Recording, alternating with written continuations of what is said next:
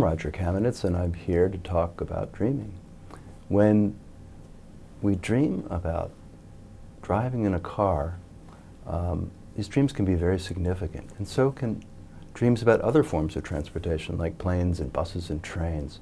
Let me talk a little bit about the common dream of driving a car. Cars, generally speaking, can represent our autonomy, our sense of self in the world, how we control the world, and how we drive ourselves through life, you might say. And most people, if you're dreaming about driving all the time, that means that you see yourself as totally in charge. And it may also mean that you're a little bit unwilling to surrender control.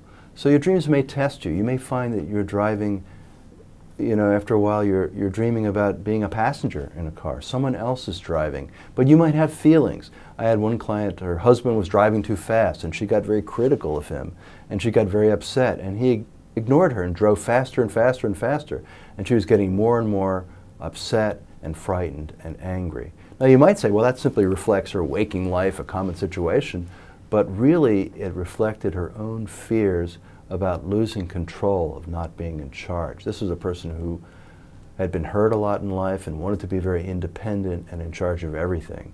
And so the dream was putting her in a situation where she wasn't in charge. Now, a little further along are dreams where a stranger is driving, or where in fact you can't even see who's driving. And when you begin to experience a dream like that, you're really getting somewhere in a certain way, because you're beginning to surrender your control to an unknown force. And our capacity to do that relates directly to where we are in this journey in life and where we are spiritually.